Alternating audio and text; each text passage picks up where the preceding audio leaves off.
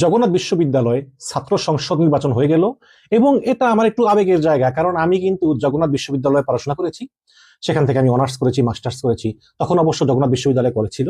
তো যাই হোক, সেই নির্বাচনে শিবির প্যানেল সম্পূর্ণভাবে বিজয় অর্জন করেছে। আমি অভিনন্দন জানাই তাদেরকে যারা জয়লাভ করেছে। এখন বড় প্রশ্ন হচ্ছে যে কেন তারেক রহমান দেশে আসার পরে, যেখানে বিএনপি জনপ্রিয়তা বেড়েছে বলে ধরে নেওয়া হচ্ছে, সেই তারেক রহমান আসার পরে একমাত্র ছাত্র সংসদ নির্বাচনে কেন ছাত্র দলের ভরাডুবি হলো? তাহলে কি 17 বছর পরে দেশে এসে তারেক রহমান যে বললেন আই হ্যাভ এ প্ল্যান, সেই প্ল্যান কি ফেল মারবে? এটাই হচ্ছে এখন বড় প্রশ্ন। এবং দর্শক, আমি ভিডিওতে বলেছি যে এই যে প্রথম আলোর জরিপ, আরেকটা কি জানি ইএসবিটি না কি জরিপ, এই সব জরিপগুলি কিন্তু হচ্ছে ভুয়া। এই সব জরিপগুলি হচ্ছে ফরমাইশি জরিপ এবং এর উদ্দেশ্যই হচ্ছে বিএনপি কে কৃত্রিম ভাবে নির্বাচনের মাঠে সুবিধা করে দেওয়া।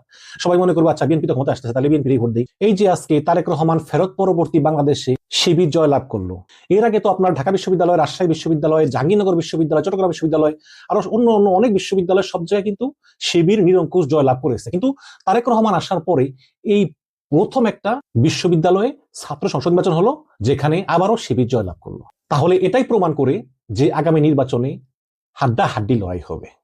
অনেকেই বলেন বিশ্ববিদ্যালয়ের ছাত্র সংসদ নির্বাচন ভিন্ন আর জাতীয় নির্বাচন ভিন্ন। এই বিশ্ববিদ্যালয়ের ছাত্র সংসদ নির্বাচনে একের পর এক যে শিবির প্যানেল জয়লাভ করতেছে, এটার প্রভাব জাতীয় নির্বাচনে পড়বে না। কারণ মাহমুদুর রহমান মান্নাও কিন্তু 2 বার ভেবেছিল, কিন্তু তার দল জয়লাভ করেনি। অতীত থেকে আমাদেরকে শিক্ষা নিতে। দর্শক, আমার মনে হয় যে এবার বিএনপি এবং জামাত হাড্ডাহাড্ডি লড়াই হবে। দেখুন, বাংলাদেশের সর্বোচ্চ বিদ্যাপীঠ হচ্ছে বিশ্ববিদ্যালয়, এবং এই বিশ্ববিদ্যালয়গুলোতে যারা পড়াশোনা করে তারাই কিন্তু পরবর্তীতে দেশ পরিচালনা করে, সমাজ পরিচালনা করে।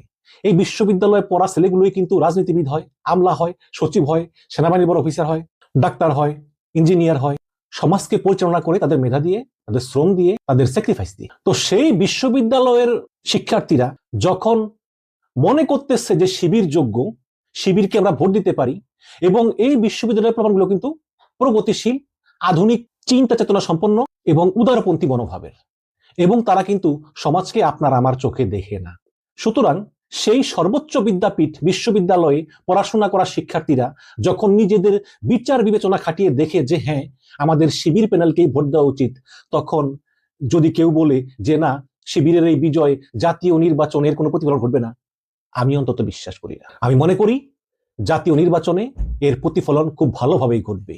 আজকে যারা জরিপ করে বিএনপি 63% ভোট পাবে, 70% ভোট পাবে, এইসব জরিপ যে ভুয়া, তার প্রমাণ হচ্ছে এই জাকসুতে শিবির প্যানেলের নিরঙ্কুশ বিজয়। এবং আজকে এই শিবির প্যানেলের বিজয় হচ্ছে সেই প্রশাসনের মুখে চপেটাঘাত যারা বিএনপিকে তৈল দেয়, সেই আমলারা, সেই সচিবরা, সেই গোয়েন্দা কর্মকর্তারা, সেই পুলিশ অফিসাররা যারা বিএনপিকে তেল দেয়, কারণ তারা মনে করে যে বিএনপি ক্ষমতায় এসে পড়লো বলে। সেই সব ব্যক্তিদের উপর একটা চপেটাঘাত হচ্ছে এই শিবির প্যানেলের নিরঙ্কুশ বিজয়। ছাত্র রাজনীতি মূলত রাষ্ট্রের সামাজিকরণের একটি গুরুত্বপূর্ণ ক্ষেত্র। একজন তরুণ কিভাবে রাষ্ট্র, সমাজ, ধর্ম, নারী অধিকার এগুলোকে কোন দৃষ্টিকোণ থেকে দেখবে, তার বীজ কিন্তু বোনা হয় সেই বিশ্ববিদ্যালয় ক্যাম্পাসেই। এবং ছাত্র শিবির খুব সফলভাবেই প্রত্যেকটা বিশ্ববিদ্যালয় ক্যাম্পাসে একটা ধর্মীয় ভাবাবেগ দিয়ে শিক্ষার্থীদের মধ্যে একটা ইসলামিক নৈতিক এবং সাংস্কৃতিক পুনর্জাগরণ শুরু করতে পেরেছে। এটাই হচ্ছে শিবিরের ক্রেডিট। এই বাস্তবতায় বিএনপি পড়েছে দ্বিমুখী চাপে। দেখুন, আওয়ামী লীগ বলে আমরা উদারপন্থী প্রগতিশীল, সুতরাং তাদেরকে ওই ধরনের লোকই ভোট দেয়। জামাত বলতেছে আমরা ডানপন্থী ইসলামিক, তাদেরকে ওই ধরনের লোকই সমর্থন করে। কিন্তু বিএনপি পড়েছে উভয় সংকটে।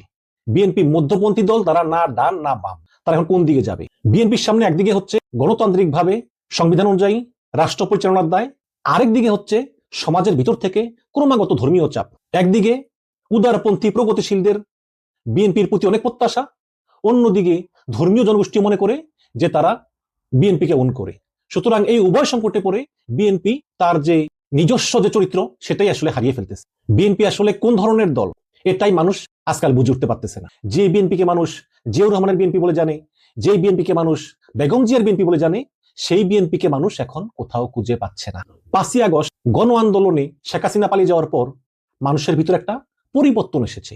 মানুষ এখন জুলাইকে ধারণ করে, এবং মানুষ চায় জুলাই সনদ অনুযায়ী বাংলাদেশ পরিচালিত হোক। এবং বিএনপি এই জুলাইকে হৃদয় ধারণ করে কিনা, এটা নিয়ে কিন্তু মানুষের মনে যথেষ্ট সন্দেহ আছে। বিএনপির কিছু কিছু লোকজন অলরেডি বলতেছে গণভোটে যদি হা যুক্ত হয়, মানে জুলাই সনদ যুক্ত হয়, তাহলে নাকি বাংলাদেশ থেকে স্বাধীনতা দিবস, বিজয় দিবস এগুলো শেষ হয়ে যাবে। এভাবে বিএনপির লোকজন জুলাই সনদের বিরুদ্ধে ক্যাম্পেইন করতেছে। একটা গরিব মানুষ যখন দেখে যে বিএনপির একটা লোক এসে তার কাছ থেকে চাঁদা চায়, সে ভয় চাঁদা দেয়। এমনকি যখন ওই নেতা তাকে বলে যে তুই বিএনপির মিছিলে আসো, সে তো ব্যবসা রক্ষার জন্য দোকান বন্ধ করে 1 ঘন্টার জন্য হলেও সে বিএনপির মিছিলে যায়। কিন্তু যখন নির্বাচন হবে এবং গোপন বুথে গোপন ব্যালট বাক্সে সে ভোট দিবে, তখন সে কাকে ভোট দিবে আল্লাহ ছাড়া আর কেউ জানে না। সে কি তখন বিএনপিকে ভোট দিবে? দিবে না তো। আজকে দেখলাম একজন স্বেচ্ছাসেবক দলের একজন নেতা মারা গেল, গুলি করে মেরে ফেলেছে। কেন মারা গেল? নিশ্চয়ই আধিপত্য বিস্তার, যে এলাকা আমার, এলাকা আমার, এমন করে যে এলাকায় তোর মেরা ফেলে পুরো এলাকাটাই আমার, এরকম করেই প্রচুর খুন খারাপি চলতেছে। আবার দেখলাম বিএনপির একজন নেতা, সে বুলেট প্রুফ জ্যাকেট পরে আছে।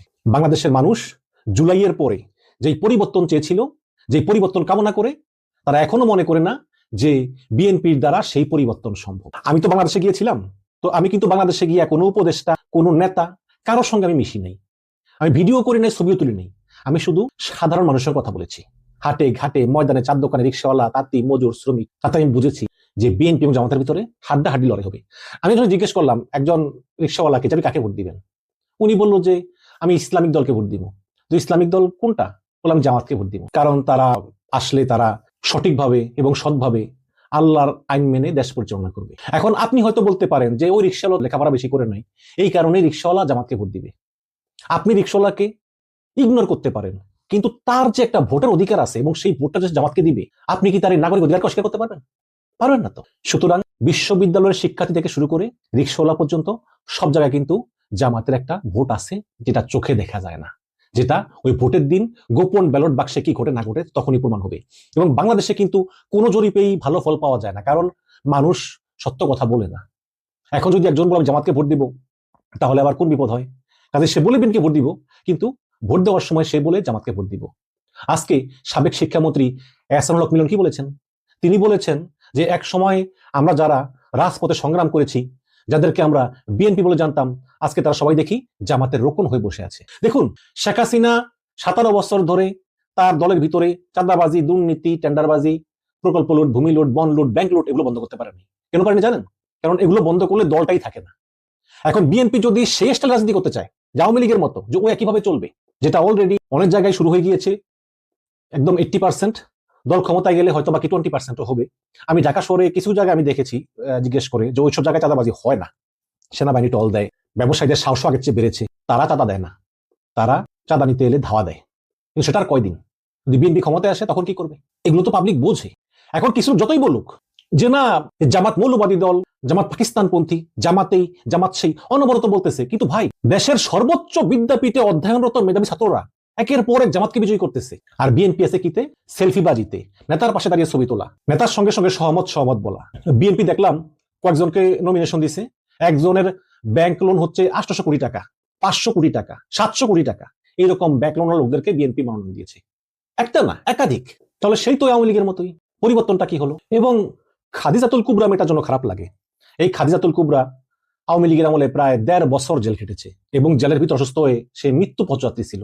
মেজর দেলোয়ারের সঙ্গে টকশো করার কারণে তাকে ফ্যাসিস্ট আওয়ামী লীগ সরকার গ্রেপ্তার করে তাকে 1.5 বছর কারাগারে রাখে। তো এই খাদিজাতুল কুবরা তাকে বিএনপি জিএস পদে মনোনয়ন দিয়েছে জগন্নাথ বিশ্ববিদ্যালয়ে। এবং এই খাদিজাতুল কুবরা বোরখা তো পরেনি, পুরো মুখ ঢেকে রাখে, তার চোখ ছাড়া কিছু দেখা যায় না। এই মেয়েটাও জিততে পারেনি, পরাজিত হয়েছে। মেয়েটা কিন্তু ইসলামপন্থী হওয়ার পরেও তাকে ইসলামপন্থীরা ভোট দেয়নি, ভোট দিয়েছে ওই শিবির সমর্থিত প্রার্থীকে। তার কারণ কি? তার কারণ হচ্ছে এই মেয়েটা ছাত্র দল থেকে জিএস পদে দাঁড়িয়েছে। দোষটা কিন্তু মেয়েটার না, দোষটা হচ্ছে ছাত্র দলের। বিশ্ববিদ্যালয়ের শিক্ষার্থীরা ছাত্র দলকে ছাত্র লীগের মতোই একটি সংগঠন বলে মনে করে। যদিও আমি বিশ্বাস করি ছাত্রদল ছাত্রলীগের মতো না, বাট শিক্ষার্থীরা কিন্তু বিশ্বাস করতেছে না। বাংলাদেশে গিয়ে অনেকে জিজ্ঞেস করেছি যারা বিশ্ববিদ্যালয়ে পড়ে, যে তোমরা কেন শিবিরকে ভোট দাও? বলে তারা ভদ্র, তারা সৎ চরিত্রের, তারা শিক্ষার্থীদের উন্নয়নে কাজ করবে এবং তারা যা বলে তাই করবে, এরকম একটা ক্লিন ইমেজ শিবিরের নেতৃবৃন্দ তারা তৈরি করতে পেরেছে। এইভাবে তারা বিশ্ববিদ্যালয়ের শিক্ষার্থীদের মনস্তাত্ত্বিক পরিবর্তনে কাজ করেছে এবং তারা সফল হয়েছে।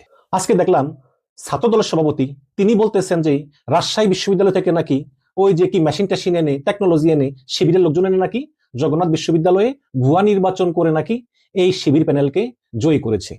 এই ধরনের খোরা এক্সকিউজ দেওয়ার কোনো মানে আপনারা বিএনপি লোকজন মনে করতেছেন যে আরে এইসব বিশ্ববিদ্যালয় ছাত্র সংসদ দিয়ে কি হবে, আমরা তো জাতীয় নির্বাচনে জয়লাভ করে যাব। যদি তর্কের খাতিরে ধরেও নেই যে আপনারা জাতীয় নির্বাচন জয়লাভ করবেন, করার পরেও কি আপনারা শান্তি পাবেন? যেখানে সমস্ত বিশ্ববিদ্যালয়গুলোতে শিবিরের প্যানেল, সেখানে আপনারা কি নির্বিঘ্নে দেশ পরিচালনা করতে পারবেন? আপনারা তো পদে পদে বাধার সম্মুখীন হবেন। পাওয়ার সেন্টারগুলো তো ডিভাইডেড থাকবে, তখন কি করবে? আর 10 দিন পরেই কিন্তু শাহজালাল বিজ্ঞান ও প্রযুক্তি বিশ্ববিদ্যালয়ের ছাত্র সংসদ নির্বাচন। সেই নির্বাচনে ছাত্র দলের কি হবে? কেউ ভেবেছেন কি? কেউ ভাবেনি। সবাই মনে করেছে তারেক রহমান বীরের বেশে চলে এসেছে বাংলাদেশে। আর কি, এত সোজা না বিষয়টা। আগের সেই দিন নাই। আগের সেই দিন হাসিনার সঙ্গে 5ই আগস্ট ভারতে পালিয়ে গেছে। এখন হচ্ছে পরিবর্তনের বাংলাদেশ। জনগণ পরিবর্তন চায়। সেই পরিবর্তন যদি মন থেকে উপলব্ধি না করে, তাহলে জাতীয় নির্বাচনেও এই ছাত্র সংসদের মতো পরাজয় বরণ করবে। এখনো সময় আছে। আবার ছাত্র দলের কেউ বলে যে শিবির নাকি আগে গুপ্ত আওয়ামী লীগ ছিল, এখন গুপ্ত থেকে থেকে তারা শিক্ষার্থীদের ব্রেন ওয়াশ করেছে, ইত্যাদি ইত্যাদি। আরে ভাই, শিবিরের দোষ দেওয়ার আগে নিজের চেহারাটা আয়না একবার দেখুন। দেখুন যে কেন শিক্ষার্থীরা আপনাকে পছন্দ করে না। একজন শিক্ষার্থীকে একবার বোকা বানানো যায়, কিন্তু প্রত্যেকটা শিক্ষার্থীকে বোকা বানানো যায় না। আজকে শিক্ষার্থীরা জেনে শুনে বুঝেই শিবিরকে ভোট দিয়েছে। তো মনে রাখবেন যে যদি আপনারা ক্ষমতায় আসেন, বিএনপি ক্ষমতায় আসলো, তাহলে এই জামাত এবং এনসিপি যেভাবে সরকারের প্রত্যেকটা কাজে বিরোধিতা করবে, সরকারের জন্য দেশ চালানো মোটেই স্বস্তির হবে না। আর ওই যে শেখ হাসিনার মতো ডিজিএফআই, পুলিশ, আর্মি, র্যাব দিয়ে দমন করবেন, ওই দিন বাংলাদেশের আসবে না। ওই দিন শেষ হয়ে গেছে। সুতরাং আমি বিএনপি ভাইদেরকে বলবো, এখনো সময় আছে, পরিবর্তনটা মেনে নেন। জুলাই সনদের পক্ষে থাকেন, জুলাইয়ের পক্ষে থাকেন। মুক্তিযুদ্ধের জায়গায় জুলাইয়ের জায়গায়। কেউ কিন্তু 71কে অস্বীকার করতেছে না। 71-এর কারণে আমরা এই 24 পেয়েছি, 48-এর কারণে কিন্তু আমরা 71 পেয়েছি। এগুলো পরস্পরায় কিন্তু আমাদের জাতির জন্য বড় সম্পদ। কেউ অস্বীকার করতেছেন। আজকে বিএনপি জুলাই মানে না, জুলাই সনদ মানে না। এগুলো করলে কিন্তু জনগণ আরো বিরক্ত হবে, জনগণ আরো মুখ ফিরিয়ে নেবে, এবং 17 বছর পরে দেশে ফিরে আসা তারেক রহমানের যে আই হ্যাভ এ প্ল্যান, সেই প্ল্যান পুরো ফেল করবে। দর্শক, আপনাদের মতামত চাই।